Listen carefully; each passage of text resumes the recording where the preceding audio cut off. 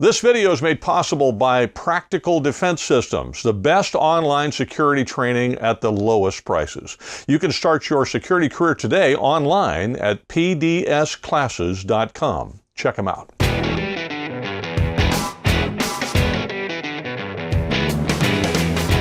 Hi, I'm Joel Persinger. I'm the Gun Guy. Thank you very much for all of your support of GunGuyTV. I'm extremely grateful for everything that you do. I want to let you know very quickly if you'd like to do it. I've had a lot of people ask me about this, so we went ahead and did it.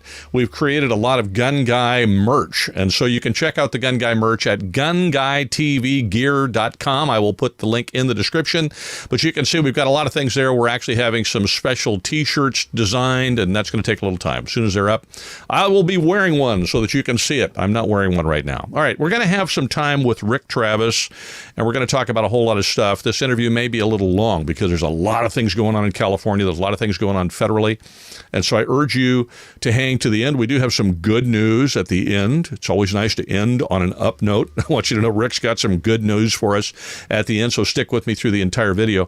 Before we get started, I do want to show you a real quick clip of Joe Biden because it's something that Rick and I are going to talk about, and this is from Slow Joe's town hall the other day that I don't think anybody attended, or very few people did. But anyway, here's his comments, and then Rick and I will talk about his comments in the interview. Here we go. Actually, crime is down. Gun violence and murder rates are up. Guns. I'm the only guy that ever got passed legislation when I was a senator to make sure we eliminated assault weapons. The idea you need a weapon that can have the ability to fire 20, 30, 40, 50, 120 shots from that weapon, whether it's a 9mm pistol or whether it's a rifle, is ridiculous. I'm continuing to push to eliminate the sale of those things, but I'm not likely to get that done in the near term. So here's what I've done. The people who, in fact, are using those weapons are acquiring them illegally. And so what happens is I've gotten ATF, alcohol, tobacco, and firearms. I have them increase their budget and increase their capacity, along with the Justice Department, to go after the gun shops that are not abiding by the law of doing background checks. For real, that's number one. So if you're now irritated by the fact that that was a packet full of lies, I totally get it. Let's go talk to Rick, and we'll get that into the interview. We'll talk about that a little bit along the way. All right, so let's get started with the interview. Rick, thank you very much for coming on the show. I really do appreciate it. We have a long list of things to talk about. I scribbled down a whole bunch of notes. It seems like the battle for the Second Amendment never ends, and it keeps getting bigger. So I'm not going to rattle them all off, but just to list a few here real quick. We've got the recall of Gavin Newsom, gruesome nuisance. We've got the New York concealed carry case, the United States DOJ strike force. Dun, dun, dun, dun, dun, dun. That's a whole different thing.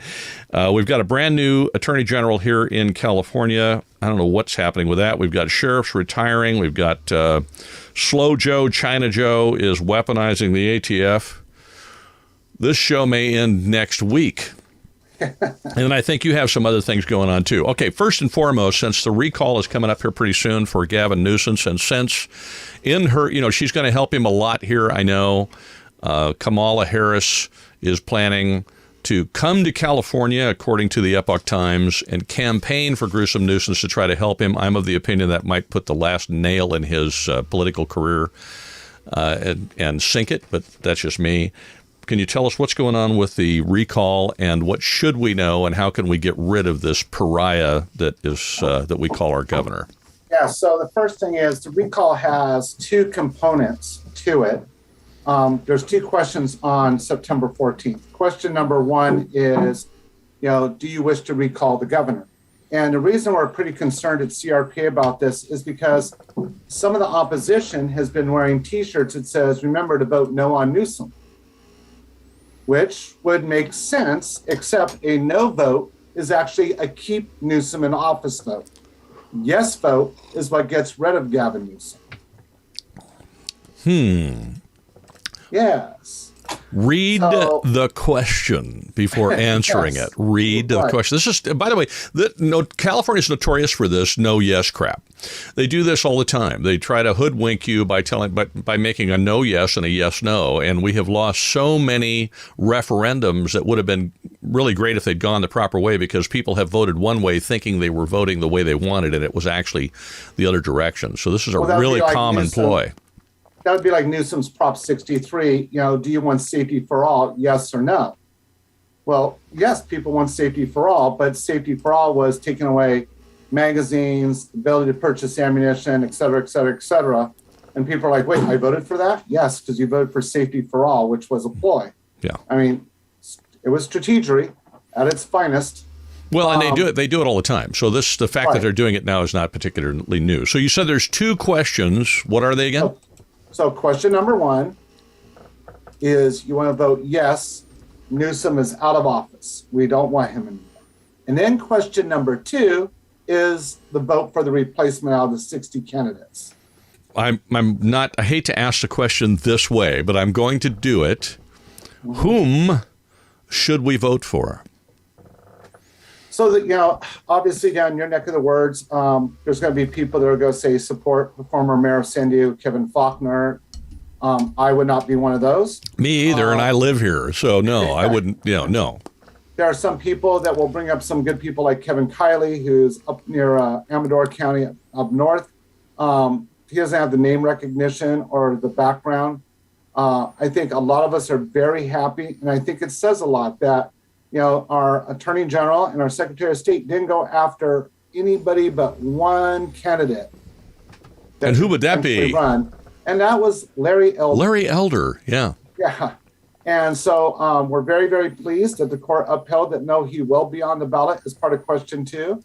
Currently, as we're filming this, he is the front runner for that position. And I'm hoping he stays that way. And I'm hoping everybody gets out there, because he's the kind of person we need for everyone here in California. He understands what it's like to come from nothing. He grew up and went to Crenshaw High School. I grew up until, high school in Gardena, which is a neighboring city to Crenshaw, and not an easy part of the state to grow up in. And for him to have made himself into the man he has today, it means he knows what it's like to come from the lowest part of California and raise yourself up to the highest part. And to Mr. Elder's credit, he has talked for decades about politicians should be, as George Washington said, people that come from the community that have been successful. They help by giving back for 4 or 8 years, and then they go back to the community. They don't make a career out of it. You don't even have to go down to 2A route to show people why they, should not have Gavin Newsom in government. You can talk about, we have forest fires, and a bunch of wineries have to dump their wine because they get too much smoke in it, except for one winery, Plum Shack, which is owned by Gavin Newsom. You can go down the list, the French Laundry incident, where, do as I say, not as I do. You can go down to the complete mismanagement of COVID in this state.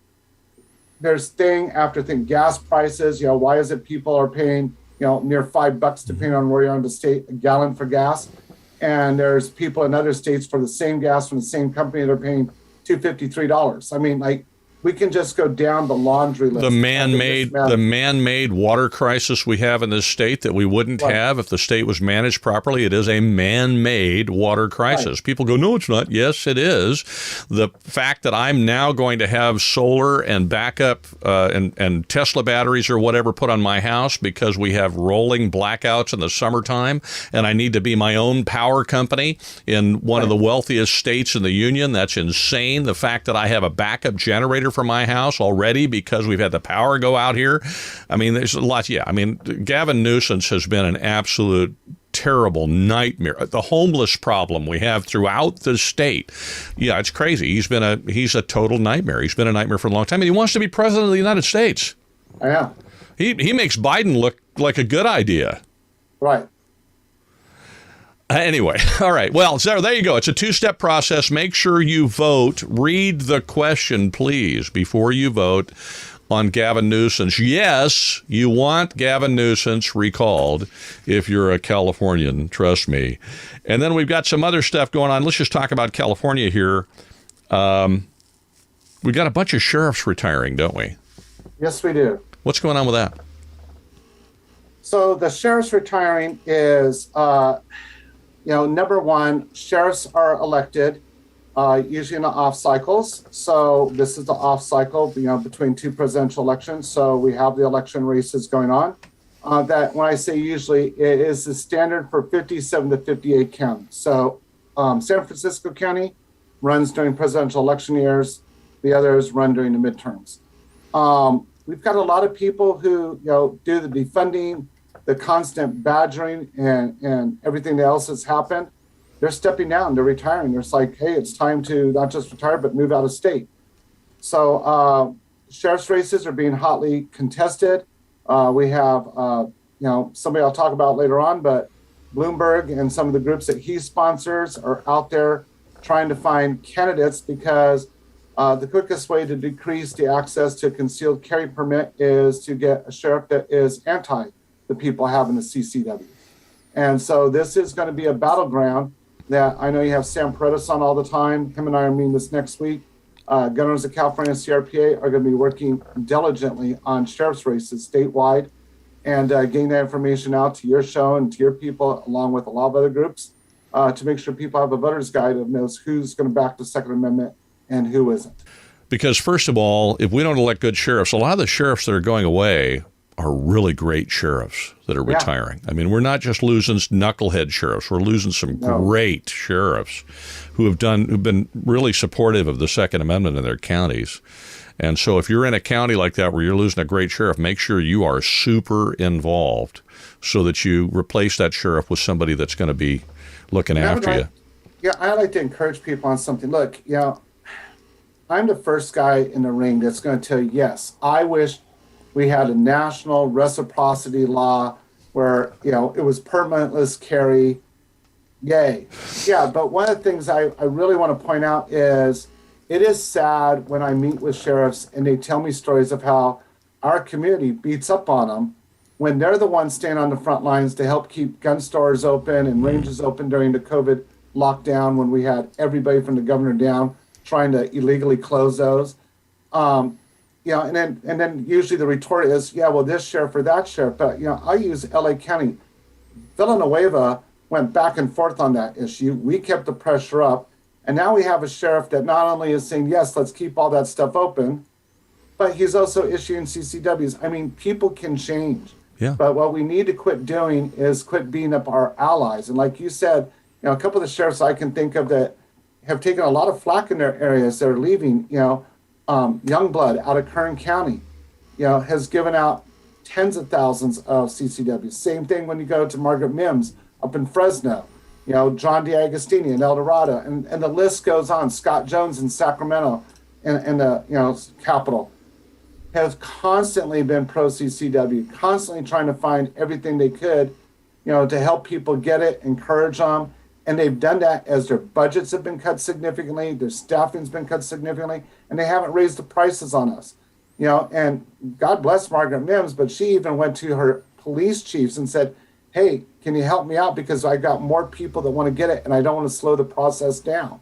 And that happens when you've got 10,000, 15,000 people every year renewing, and you got 20,000 new applicants. It slows the process down. And so she got police chiefs, to help start issuing CCW. So we really need to be less negative with our good sheriffs and more positive and support them. And part of that is not just at election time, but when you see them getting beat up, write a counter opinion piece, show up at a rally and say that's not true. But don't just be quiet little church mice and go, wow, they're really getting beat up. Because then they decide, you know what, my family and I don't need this, and they move off. And you don't know what you're going to get.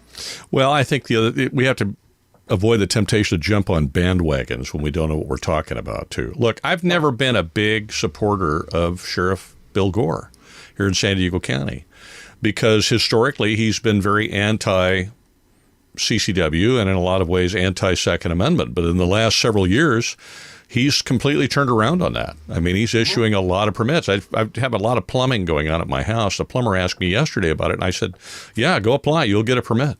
He said, well, I was told it was really hard. I said, well, it was. It isn't anymore. You go apply. You will get a permit. Now, it takes time because they have all these people get mad because it takes so long. I had a guy call me the other day. He said, it took me over a year. Well, yeah, that's because they're issuing a lot more permits. They're bringing on people. They have to train them. They've gone to to the online process as opposed to the paper process, and it takes time to make that transition. There's all this stuff going on.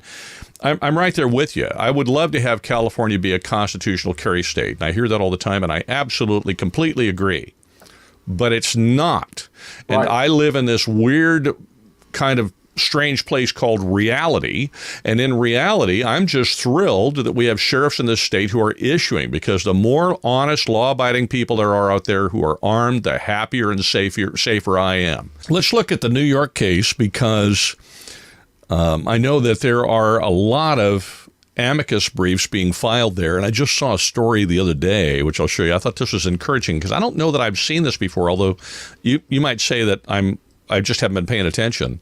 But I thought this was an amazing story that came out in Ammo Land, where if you read into the story, you see there's about 175 or more Congress people who have also put together an amicus brief and sent it to the Supreme Court in favor of the Second Amendment. And I don't know, I would think that would carry a lot of weight. I've seen state AGs do it, and indeed they have. But I don't think I've ever seen Congress members do this before. Have you? No, and one of the things, I mean, to her credit, Congressman Boebert, I think I said it right, is doing a wonderful job of representing the Second Amendment. But we also got to realize, too, the court itself, SCOTUS, is fighting the politicization of it. And both the conservatives and the liberals on the court, if you watch what they've done, they've handed back, which is highly unusual, several unanimous decisions that people thought were going to be closer to a split vote, like 5-4, and they haven't. I think they're trying to send a clear message of quit trying to politicize everything. We're the court, and we're not supposed to be political. So that's refreshing. There's a lot of groups. I mean, CRPA has an amicus brief on this. Everybody's came together because we're looking for a case like this to start to set some precedents to help open up other cases that we have waiting for that writ of certiorari to bring those cases forward to the Supreme Court. So it's a highly important case. It's being closely watched. It's being fought politically in the background. And it's going to be interesting to see what happens. I mean, there's threats coming from, the POTUS, which is Biden, who is saying, like, if this doesn't go the way I think it should go, maybe we'll start reconsidering packing the court. So that's what I mean. There's a lot of pressure on both sides. And my hat's off to Congresswoman Boebert for doing this, because I think she's applying pressure counter to that of Biden's. Well, I'm hoping it carries some additional weight. I've been seeing, everybody in every pro-Second Amendment group under the sun, including CRPA, and you mentioned SAM, Gun Owners of California, have sent in amicus briefs, which are not the least expensive things in the world to do. Nope. And if they're done well, they're very helpful. So I'm hopeful about that case, because that could change the shape of CCWs in California, because the California, my understanding is the California law and the New York law are roughly similar, aren't they? Yeah, they're very similar. And part of what we're looking for, and I know you've had Chuck on before talking about this, but we're looking for that scrutiny. And we're hoping that this case will help to further define what we were trying to get when Justice Scalia, God rest his soul, was on the high court. And that was scrutiny is what decides if it's strict, which is what we want, which is this is what the Constitution says, so that's what we do, versus a non-strict scrutiny policy, which is every judge can decide for themselves what a decision means. And so we're hoping that this will define the Second Amendment back to where it needs to be defined, as we have these rights. And under those rights, that would allow those other cases to come up and break open some things that we've got going on. Well, then the founders put a lot of teeth into the Second Amendment. Unfortunately, the teeth have been jerked out over the years. So hopefully this case will help put some teeth back in it. And I think oral argument is in October, isn't it? And then Chuck had told me before that they're looking for a possible decision at the end of the term next year, which would be around June. Correct. So we're not going to know until June of next year. Correct. But after oral argument, we'll be able to prognosticate a lot. And that doesn't always mean anything, but we'll prognosticate anyway. I want to talk about California legislation here in a minute, but before we do, two things, since we're talking about national stuff there. Slow Joe, China Joe, Incoherent Joe, if you watched his thing the other day, the town hall, he was incoherent most of the time. And then when he wasn't incoherent, he was lying. So there you go. I had two things, incoherence and untruths. But he's using the ATF to go after stuff. He's going after pistol braces. We know that. He's going after the home-built firearms. We know that. And those 90-day periods, comment periods, are about to run out. And then he's talking about going after gun shops, because he made I wrote it down because I was really, and then I played the video to begin with so you could see it, but I'll repeat his comment. He said that crime is down, but gun violence is up. It's guns, which is amazing. And then he made the statement that people who buy guns with normal magazines are buying them illegally. And then he repeated the word illegally. So he's going to go after gun stores whom he thinks are selling these guns to people illegally. I'm curious what your thoughts are. Well, number one, he's a buffoon in chief. But beyond that, I think what everybody has to start doing is, it's one thing to say, the President of the United States or some of the other people on this bandwagon after our firearms are liars. But to a lot of the people we're talking to, obviously I'm never going to convince Biden to go the other direction. But the people in between Biden's arguments, my arguments, your arguments, Sam's, whoever's, are the listeners. And what we got to start doing is really giving them talking points. So let's just start off with the crime thing, because one of the other things I want to talk to you about today is the stuff that's going on in San Jose. And this is just emblematic. I can prove to you that Bloomberg and Soros and others like that are behind this rhetoric. And what they're trying to do is, if we say the lie long enough, strong enough, and no one says anything against it, it becomes a truth in the public sphere. And they're not the first ones to play this game. Others have done it before, and quite successfully. And so what we've got is crime is actually at an all-time high. You can go to city after city after city. And gun violence is not even in the top 10 things that can take your life. And we're not focusing on any of those things with any significance. So both of those things right away are lies. They're very easy to prove. You can go to their own FBI database and prove a lot of this stuff wrong, both on yearly studies and longitudinal, which is a long-term 25-year plus study, and show them over and over where these are absolutely untruth. I mean, one of my favorites was prior to this conference that you cited. He said, hey, Americans don't own cannons, never have, never will. Well, wait. I just took a picture of myself with the cannon that was owned by a private person, a World War II cannon, out at Rahagas. I have a friend who collects Civil War cannons. He's got over 40 cannons. Oh, and by the way, during the Revolution, when the whole idea of the Second Amendment was being formed, obviously it wouldn't come out until later on, 1791, but Washington owned cannons, Jefferson owned cannons, everybody that was part of the Navy that were called privateers privately owned their own ships with their 28 and 40 cannons on them. So, I mean, after and after and after, we can find out that this is, very, very true. Well, and there's their dragon guy. What's his name? I can't think of his name. He's got the gun shop, and you can go out there and fire his tanks, and he's got cannons and tanks, and he's got several tanks, and they're all functional. And I think he's either in Arizona or Nevada, I forget which. But you can go out there and you can pay enough money. You can go out and fire his machine guns, and you can ride around in his tank and blow stuff up. And I want to go so bad it's killing me. But he's a private citizen, and he has tanks and cannons and like that. So yeah, it was a stupid statement. Let's put it that way. But yeah, but you're right. I mean, the more they tell the lie, the more people tend to believe it. Real quick, couple things, and then I wanted to just mention this because this is again, I think, more posturing on his part, and then we'll talk about San Jose, since you mentioned that. There is I mentioned this before, DOJ is sending a strike force out to deal with gun trafficking, and they're sending them out to 5 cities. I looked at the list of cities. One of those cities is Los Angeles, and I'm not sure whether that's going to actually accomplish anything, but again, it's Biden pulling out all the stops. He can't get anything through Congress right now. And so he's just doing whatever he can in every way. And then in California, we have the craziness that happens in cities. The story that you mentioned, I went and got it real quick on San Jose. This one from the Spotlight. San Jose to make gun owners carry insurance and pay into a public fund. That cannot be constitutional. Well, it's not only not constitutional, but this again is like one of the things that's frustrating is our crowd tends to look at that, they get mad, which they should. You definitely should get mad about this, but you should also educate yourself. So I think the article you put up there is from the San Jose Spotlight.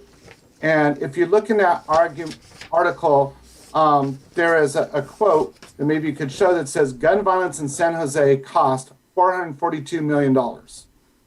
I want you to stop right there, because the entire budget of the city of San Jose, that would be 1/9 of their budget. It is more money that is all in law enforcement.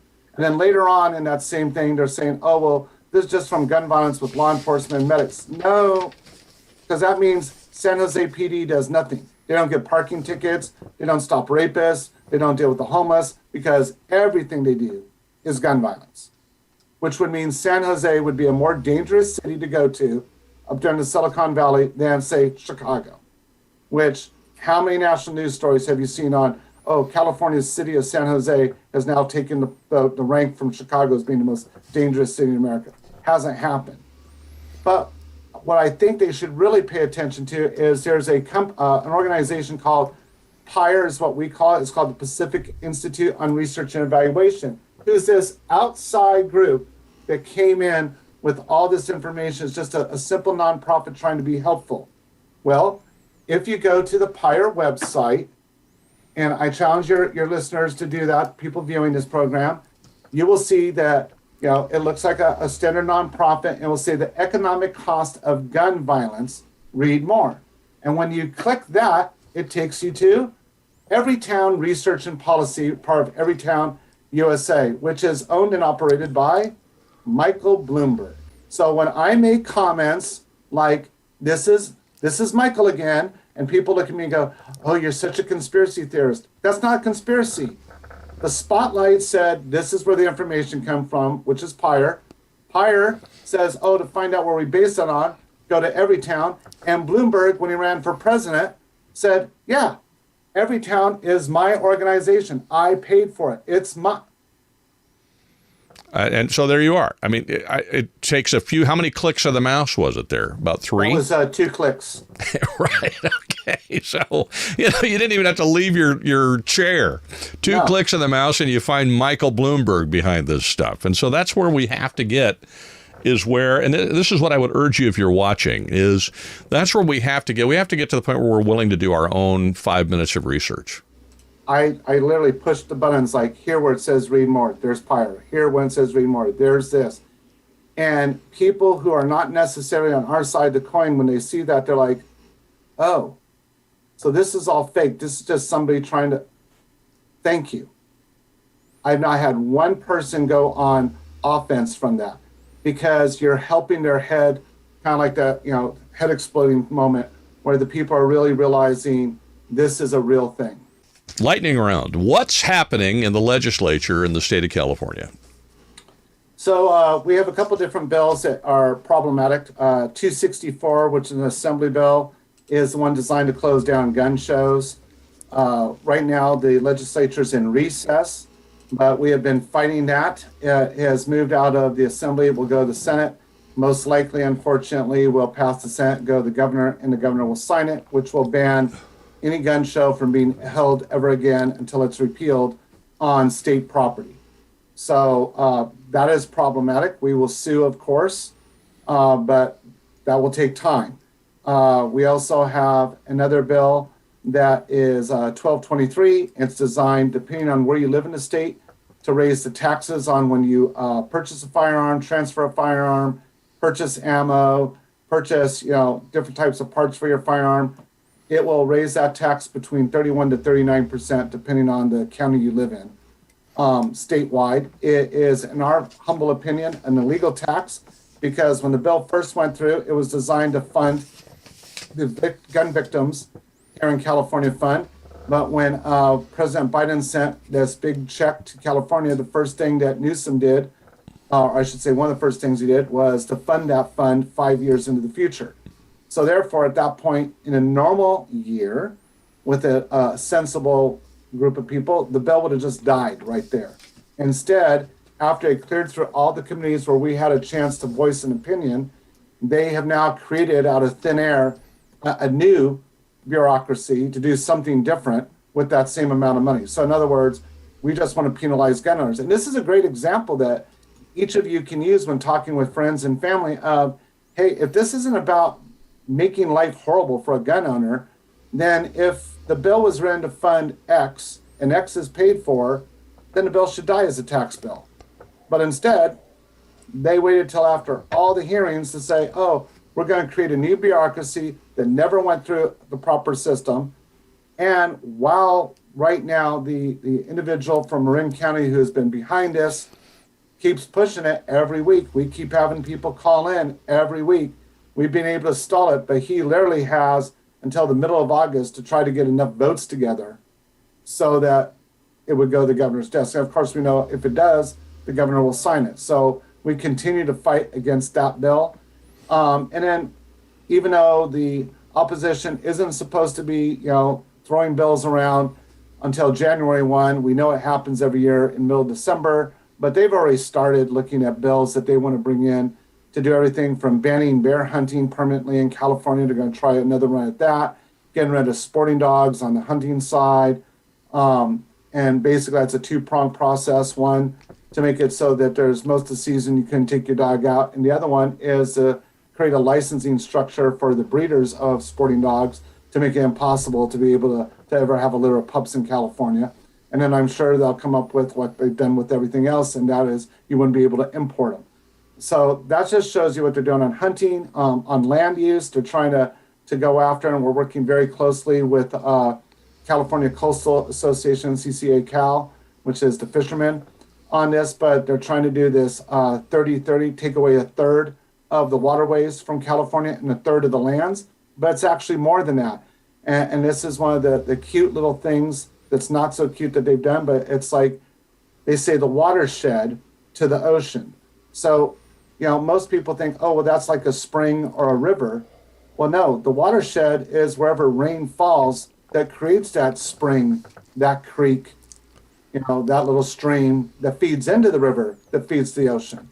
So if you can imagine, there would be significant parts, and arguably even in national parks, where people could not walk or roam if this was to get through, because that's part of the watershed. We have a new AG in town because the other one went to go work for China Joe. Has that changed anything in California that you know? Oh, yeah. What's going on? It's worse. Oh, okay. How so? So, everybody got all excited when Harris left. And I was worried about that because Harris leaving meant she could end up where she did, which is really scary how that happened, given everything we know about her. But then we got Becerra. And Becerra was actually scarier in that didn't do his job in a lot of ways. And I know people get sick and tired of hearing me say this, but people talk about gun violence. We did earlier in the show. And I go back to the APP system, which is the Armed Prohibited Person System, which has literally 20,000 plus people on it that we know where they live. We know that they have illegal firearms, legitimately, not Joe Biden illegal, which is not illegal, but illegal firearms. They're felons. They can't have them. And we don't arrest them. And then we get AG Bonta, and still no arrests. But, we're going to go after gun stores, ranges, law-abiding citizens who said, oops, I took the picture from the wrong angle when I was registering a firearm. Oh, we'll go there and clean out their homes who've done nothing wrong, but we won't go grab the actual people who are a threat to our society. And so Bonta, we were going up against his people in the court, and not a good guy. What else should we not? I mean, we're pretty much out of time. Are there any last minute things? Yeah, there's some good news. I mean, I'll take good news. That's a good thing to end on. Okay, give me good news. We have good news? I'll take it. Yeah, we have good news. Okay. So despite all the shutdowns and everything else, we've had people, people like you, Joel, and some of the people that financed our own radio programs. And that's something I really want to say, Joel, I'm so appreciative because, this isn't being sponsored by Glock or SIG or anybody else. You might wished it was, but you're paying. No, it's sponsored by me. Right. Yeah. And the same thing's true.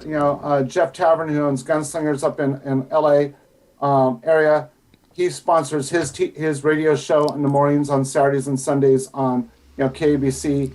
And it's people like you guys that get the word out. And I want your people, all of you, to know how important that is, because you hear when we need something and you come through.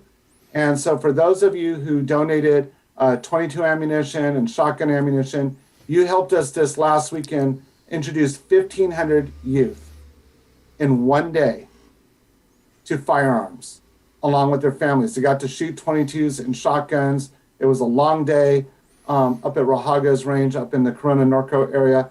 But we got 1,500 kids in a time period where many of those programs, because of COVID and ammunition shortages and stuff, have been locked down. And so, my hat's off to the people at Rahaga's, to you, to Jeff, to Turner's, to other people that came out with us to make that day possible. But we were able to show those new families everything from personal protection to how safe it was for the kids to learn about firearms, to all the different things you can do with the 2A community, in a hope that we can bring people up to see that we're all brothers and sisters in this and that you can't divide us. Amen. And that's the end of the show. We're wrapping up on good news. I've always wanted to do that. I feel as if I've accomplished something. Finally, I can quit now. That's it. That's the last episode of GunGuyTV. We finally hit the good news. Rick, thank you so very much for coming on. I appreciate you mightily, my friend. I really do. And I'm grateful that you spent the time. Have a great week. You too. Thank you very much for watching all the way to the end. I'm very, very grateful that you did. I super appreciate everything that you do to keep GunGuyTV going. Please do support the California Rifle and Pistol Association. They're working overtime to protect your rights here in California, and they are getting involved in national things as well. I know among the other things that they're doing is writing amicus briefs for these national cases. So I will put a link to CRPA in the description. Please go there, and if you have not already joined, join. And if you can contribute, please contribute. Have a great week. Thank you very much for all of your support, and wherever you go, whatever you do, stay safe.